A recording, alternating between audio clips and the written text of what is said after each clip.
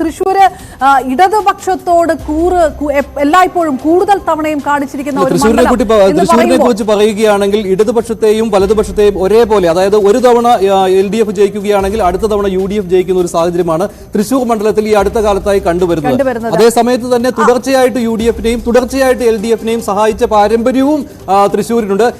കരുണാകരനെ പോലും തോൽപ്പിച്ച തൃശ്ശൂരിൽ ഇത്തവണ സുരേഷ് ഗോപി എന്ന ഒരു ഇമേജ് വെച്ചുകൊണ്ടാണ് BJP-യുടെ ശ്രമം നടക്കുന്നത്. അത് മാത്രമല്ല 2019 അപർണ അറിയാമല്ലോ, 2019 ലോക്സഭാ തെരഞ്ഞെടുപ്പിൽ സുരേഷ് ഗോപിയെ അവതരിപ്പിച്ചപ്പോൾ 17% വോട്ടുകളാണ് 2014-നേക്കാൾ കൂടുതലായിട്ട് നേടുവാൻ BJP-ക്ക് കഴിഞ്ഞത്. അതൊരു റെക്കോർഡാണ്. കാരണം ഇത്രയും വോട്ടുകൾ ഒറ്റ തെരഞ്ഞെടുപ്പിൽ കഴിഞ്ഞ തെരഞ്ഞെടുപ്പിനേക്കാൾ കൂട്ടുക എന്ന് പറയുന്നത് നിസ്സാര കാര്യമല്ല. ഒരു വോട്ട് വിഹിതം ഇത്തവണ ഏകദേശം ഒരു 33-34% കൂട്ടുക എന്നുള്ള ഒരു പ്രതീക്ഷയാണ് പ്രധാനമന്ത്രി തന്നെ കേരളത്തിൽ തന്നെ എവിടെയാണ് പ്രചാരണം തുടങ്ങിയത് BJP എന്ന് ചോദിച്ചാൽ അനൌദ്യോഗികമായി അത് തൃശ്ശൂർ തന്നെയാണ്. പ്രധാനമന്ത്രി നരേന്ദ്രമോദി തന്നെ താരപ്രചാരകനായി അവതരിച്ച സ്ഥലം തൃശ്ശൂർ തന്നെയാണ്. ഏറ്റവും ഒടുവിൽ തൃശ്ശൂരിൽ ഇന്നലെ സംഭവിച്ച ഒരു കാര്യമാണ് ഇപ്പോൾ ഏറെ ചർച്ചാ വിഷയമായിക്കൊണ്ടിരിക്കുന്നത്. അത് ഈ പൂരത്തിലെ വെടിക്കെട്ട് അത് മുടങ്ങി, അതിനുള്ള കാരണക്കാർ ആര് എന്നുള്ള ചർച്ച ഇപ്പോൾ തൃശ്ശൂർ മണ്ഡലത്തിൽ ഉയരുകയാണ്.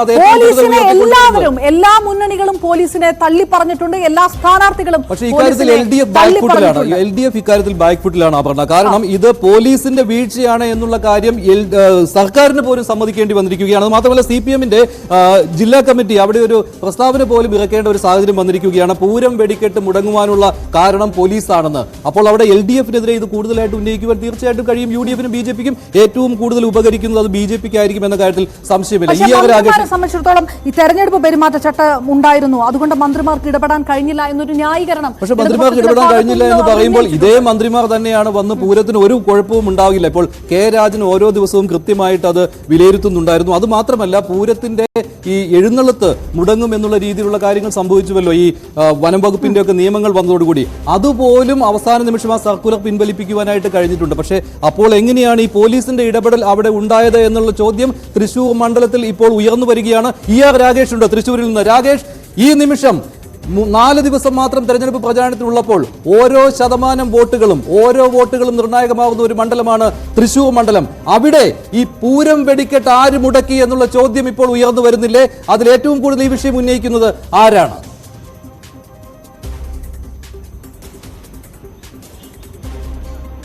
മഞ്ജുഷ്, ഏതായാലും വോട്ടെടുപ്പിന് ഇനി 5 ദിവസം മാത്രം ബാക്കി നിൽക്കെ തൃശൂർ പൂരം അവസാനിച്ചെങ്കിലും ഈ പൂരത്തിന്റെ അലയൊലികൾ അവസാനിച്ചിട്ടില്ല. അതൊരു പ്രചാരണ വിഷയമായി മാറിക്കൊണ്ടിരിക്കുകയാണ്. കാരണം തൃശൂർക്കാരെ സംബന്ധിച്ച് തൃശൂർ പൂരം ഒരു വൈകാരിക വിഷയമാണ്. അതുകൊണ്ട് തന്നെ വളരെ കരുതലോടുകൂടിയായിരുന്നു ആദ്യം മുതൽ സർക്കാർ ഇടപെട്ടിരുന്നത്. പ്രത്യേകിച്ച് CCF-ന്റെ ഉത്തരവ് 50 മീറ്റർ അകലം പാലിക്കണമെന്ന ഉത്തരവ് വന്നപ്പോൾ തന്നെ സർക്കാർ അതിനെ തള്ളിപ്പറഞ്ഞുകൊണ്ട് ക്ഷേത്ര കമ്മിറ്റികൾക്കൊപ്പം ഇരു ദേശങ്ങൾക്കൊപ്പം നിൽക്കുന്ന ഒരു സാഹചര്യമുണ്ടായി. പക്ഷേ അപ്രതീക്ഷിതമായാണ് ഏതായാലും ഈ തിരുവമ്പാടിയുടെ രാത്രിയുള്ള മഠത്തിൽ വരവിന് ഇടയുണ്ടായ പോലീസ് ഇടപെടലും പിന്നീട് വെടിക്കെട്ട് പുലർച്ചെ നടക്കേണ്ട വെടിക്കെട്ട് രാവിലെ നടക്കേണ്ട സാഹചര്യവും ഉണ്ടായത്. കാരണം ഒരു തെരഞ്ഞെടുപ്പ് കാലത്ത് ഒറ്റ പ്രശ്നങ്ങളും ഇല്ലാതിരിക്കാനുള്ള ഇടപെടൽ അല്ലെങ്കിൽ അതിനുള്ള തയ്യാറെടുപ്പുകൾ സർക്കാരിന്റെ ഭാഗത്ത് ഉണ്ടായിരുന്നു എന്ന് തന്നെ പറയാം. പക്ഷേ മുൻപത്തെ കാര്യം നോക്കുകയാണെങ്കിൽ 2016-ലൊക്കെ സമാനമായ രീതിയിൽ പുറ്റിങ്ങൽ വെടിക്കെട്ട് അപകടത്തിന് ശേഷം തൃശൂർ പൂരം ആനയെഴുന്നള്ളിപ്പിനും ഒപ്പം ഈ വെടിക്കെട്ട് അനുമതിക്കുമൊക്കെ പ്രശ്നങ്ങൾ ഉണ്ടായപ്പോൾ അന്ന് ഇരു ദേശങ്ങളും ഇരു വിഭാഗങ്ങളും വടക്കുന്നാഥിന് മുമ്പിൽ പ്രതിഷേധമിരിക്കുന്ന സാഹചര്യം പോലും അന്ന് ഉണ്ടായിട്ടുള്ളതാണ്. അന്ന് എല്ലാ രാഷ്ട്രീയ പാർട്ടികളും അതിനെ അനുകൂലിച്ച് ഈ സമരത്തെ പ്രതിഷേധത്തെ അനുകൂലിച്ച് രംഗത്ത് വരുന്ന സാഹചര്യം ഉണ്ടായി. പക്ഷേ അപ്രതീക്ഷിതമായാണ് ഈ പോലീസ് ഇടപെടൽ ഉണ്ടായിട്ടുള്ളത്. ഏതായാലും ഇതിനെ ഒരേ സ്വരത്തിൽ തന്നെയാണ് എല്ലാ രാഷ്ട്രീയ പാർട്ടികളും പോലീസിനെ ഒരേ സ്വരത്തിൽ തന്നെയാണ് തള്ളിക്കളഞ്ഞുകൊണ്ട് രംഗത്ത് വരുന്നത്. പക്ഷേ ഇക്കാര്യത്തിൽ രാജേഷ് ഒരു കാര്യം, ഇക്കാര്യത്തിൽ എത്രമാത്രം പോലീസിനെ തള്ളിപ്പറഞ്ഞാലും ഇത് ഇടതുപക്ഷത്തിന് ബുദ്ധിമുട്ടുണ്ടാക്കുന്ന ഒരു കാര്യമല്ലേ? പ്രത്യേകിച്ച് ഹിന്ദു വോട്ടുകൾ പരമാവധി സമാഹരിക്കുവാനുള്ള ശ്രമം നടക്കും. അത് സുരേഷ് ഗോപി അതിനുള്ള തീവ്ര ശ്രമം നടത്തും. അതുമാത്രമല്ല 17% വോട്ടുകൾ കഴിഞ്ഞ തവണ 2014-നേക്കാൾ കൂടുതൽ BJP-ക്ക് കിട്ടിയ ഒരു മണ്ഡലമാണ്. അതുകൊണ്ട് തന്നെ ഈ വോട്ടുകൾ കൂട്ടുവാനുള്ള ഒരു പ്രധാനപ്പെട്ട ആയുധമായിട്ട് ഈ പൂരത്തിലെ ഈ ഒരു അസ്വാരസ്യം അത് ഉപയോഗപ്പെടുത്തുമെന്ന കാര്യത്തിൽ സംശയമില്ലല്ലോ. ഇതിൽ ഈ 3 മുന്നണികളെ വെച്ച് നോക്കുമ്പോൾ പിന്നോട്ട് പോകുന്നത് സ്വാഭാവികമായിട്ടും തരത്തിലേക്കും പ്രചാരണം മാറുന്നുണ്ട്. ഈ അവസാന ലാപ്പിലെ പ്രചാരണം ഈ പൂരവുമായിട്ട് ബന്ധപ്പെട്ടുണ്ടായ അസ്വാരസ്യങ്ങൾ ഈ സ്ഥാനാർത്ഥികളുടെ പ്രതികരണങ്ങൾക്ക് അപ്പുറത്തേക്ക് പ്രചാരണത്തിലും അത് പ്രതിഫലിക്കുന്നുണ്ടോ?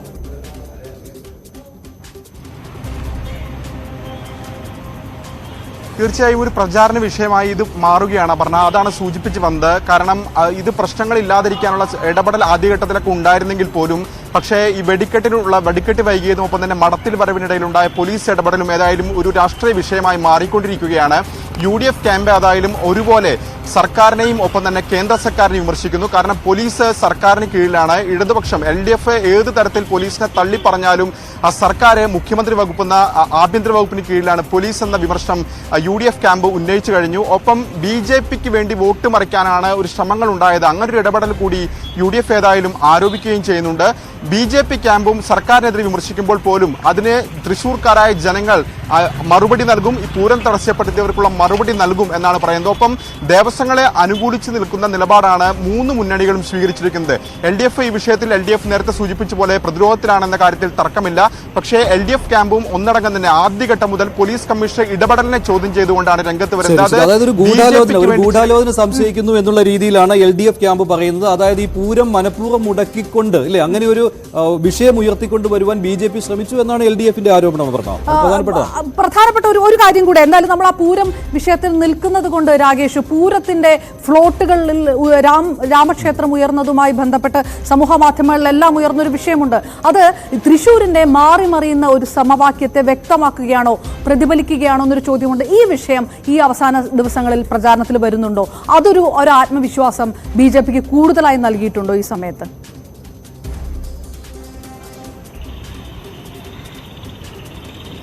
കുടമാറ്റത്തിലെ സ്പെഷ്യൽ കുടകളുമായി ബന്ധപ്പെട്ട് സോഷ്യൽ മീഡിയയിലൊക്കെ തന്നെ വലിയ വിമർശനം ഉയരുന്നുണ്ടെങ്കിൽ പോലും ഏതായാലും പ്രചാരണ രംഗത്ത് അത്രമേൽ ചർച്ചയ്ക്ക് വന്നിട്ടില്ല ആ വിഷയം.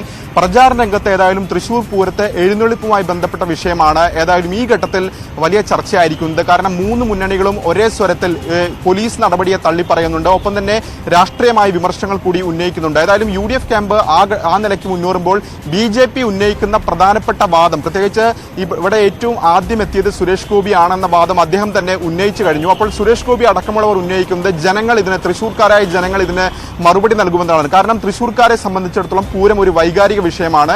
അതുകൊണ്ട് തന്നെ അത് ഏത് തരത്തിൽ വോട്ടിംഗ് പാറ്റേണിനെ ബാധിക്കുമെന്ന് കണ്ടറിയേണ്ട വിഷയമാണ്. മറിച്ച് സ്പെഷ്യൽ കുടയുമായി ബന്ധപ്പെട്ടുള്ള ചർച്ചകൾ ഏതായാലും ഈ ഘട്ടത്തിൽ തൃശ്ശൂരിൽ പ്രചാരണ രംഗത്തേക്ക് ഏറ്റവും അവസാനം വന്നിരിക്കുന്ന ഒരു വിഷയമായതുകൊണ്ടാണ് പൂരം ആദ്യം തൃശ്ശൂരിനെ കുറിച്ചുള്ള ചർച്ച. ഇടതുപക്ഷം പ്രതിരോധത്തിലാവുന്ന ഒരു സാഹചര്യം. പക്ഷേ VS സുനിൽകുമാറിനെ സംബന്ധിച്ചിടത്തോളം ഇടതുപക്ഷ ക്യാമ്പുകളെ സംബന്ധിച്ചിടത്തോളം വലിയൊരു പ്രതീക്ഷയും ഇതിനകത്ത് പ്രചാരണ രംഗത്ത് ആദ്യഘട്ടത്തിലെല്ലാം ഉണ്ടായിരുന്നതാണ്. എന്താ പ്രശ്നം എന്ന് വെച്ചാൽ തൃശ്ശൂരിൽ ഓരോ ചലനവും നിർണായകമാണ്. കാരണം കഴിഞ്ഞ തവണ 39% വോട്ട് TN പ്രതാപൻ പിടിച്ചു, ഏറെ മുന്നിലാണ് എന്ന് പറഞ്ഞതുകൊണ്ടൊന്നും കാര്യമില്ല. ഇത് മറ്റു വർഷങ്ങളിലെ തെരഞ്ഞെടുപ്പുമായി കൂടെ താരതമ്യം കെ മുരളീധരൻ വരുമ്പോൾ ഒരുപക്ഷെ TN പ്രതാപൻ ഉണ്ടായിരുന്നതിനേക്കാളും ഒരു ഫർലോങ് മുകളിലേക്ക് കോൺഗ്രസിന്റെ ആത്മവിശ്വാസം പോയിട്ടുണ്ട്. മുന്നണിയിൽ പ്രവർത്തകർ അതനുസരിച്ച് കൂടുതൽ ഊർജ്ജസ്വലരായി. അപർണ ഇപ്പോൾ തൃശ്ശൂർ മണ്ഡലത്തിൽ പോയ ആളാണല്ലോ. അവിടെ അങ്ങനെ ഒരു മുന്നണിക്ക് കൃത്യമായ മേധാവിത്വം എന്ന രീതിയിൽ അങ്ങനെ പറയാൻ കഴിയാത്ത ഒരു സാഹചര്യം. മാത്രമല്ല ഈ കരുവന്നൂരിന്റെ അടക്കമുള്ള വിഷയങ്ങളൊക്കെ ഇടതുപക്ഷത്തിന് നല്ല പ്രാതിനിധ്യമുള്ള ഒല്ലൂര്, നാട്ടിക, പുതുക്കാട് പോലെയുള്ള സ്ഥലങ്ങളിൽ ഏത് തരത്തിലായിരിക്കും സ്വാധീനിക്കുക എന്നത് ഇടത് മുന്നണിയെ സംബന്ധിച്ചിടത്തോളം അതൊരു ആശയക്കുഴപ്പവും ഒരു തലവേദനയും ഉണ്ടാക്കുന്ന ഒരു വിഷയമാണ്. ആ വോട്ടുകൾ, ആ ഒരു 30,000-ഓളം വോട്ടുകളൊക്കെയാണ് UDF ക്യാമ്പ് പ്രതീക്ഷിക്കുകയും ചെയ്യുന്നത്. 7 മണ്ഡലങ്ങളിലും ഇപ്പോൾ 2021 നിയമസഭാ തെരഞ്ഞെടുപ്പ് എല്ലായിടത്തും LDF ആണ്. പക്ഷെ അതുമായിട്ടല്ല താരതമ്യപ്പെടുത്തേണ്ടത്. 2019 93,000 വോട്ടിന്റെ കൂറ്റൻ ലീഡായിരുന്നു TN പ്രതാപന് ഉണ്ടായിരുന്നത്. പക്ഷേ അവിടെ സുരേഷ് ഗോപി പിടിച്ച 2,93,000 വോട്ടുകൾ അത് അത്ഭുതപ്പെടുത്തുന്നതായിരുന്നു. അതിൽ നിന്നാണ് സുരേഷ് ഗോപിക്ക് ഒരു 3,50,000 വോട്ടുകളൊക്കെ കിട്ടുകയാണെങ്കിൽ നിയമസഭാ തെരഞ്ഞെടുപ്പ് വന്നപ്പോൾ പിന്നെയും വോട്ട് വിഹിതം കൂട്ടിയ ഒരു ചരിത്രം സുരേഷ് ഗോപി ഇത്തവണ ലക്ഷ്യമിടുന്നത് എന്തായാലും കഴിഞ്ഞ തവണത്തെ 293 എന്നതിൽ നിന്ന് ഒരു 350 മുകളിലേക്ക് വോട്ട് പിടിക്കുക എന്നുള്ളതാണ്. അത് മാത്രമല്ല 3 സ്ഥാനാർത്ഥികളും ഏതാണ്ട് ഒരേപോലെ ഒരു 30% മുകളിൽ വോട്ടുകൾ പിടിച്ചു കഴിഞ്ഞാൽ ഒരു 33-34% വോട്ടുകളിലേക്ക് വരികയാണെങ്കിൽ അതൊരു നെക്ക് ആൻഡ് നെക്ക് ഫൈറ്റിലേക്ക് വന്ന് അവസാനം ജയിച്ചു കയറുവാൻ ആർക്ക് സാധിക്കുമെന്നുള്ള കാര്യത്തിൽ എന്തായാലും കേരളത്തിൽ ഏറ്റവും വലിയ ഫൈറ്റ് നടക്കുന്ന മണ്ഡലമായിട്ട് തൃശ്ശൂർ മാറിക്കൊണ്ടിരിക്കുന്നു. CPIയുടെ ആ ഒരു പ്രതീക്ഷ, CPM-ഉം CPI-യും തമ്മിൽ മത്സരിച്ച കാലത്തു പോലും ജയിച്ച ചരിത്രം CPI-ക്കുണ്ട്. പക്ഷേ അതൊക്കെ ഇത്തവണ ഏത് തരത്തിൽ വർക്കൗട്ട് ആകുമെന്നെല്ലാം കണ്ടു.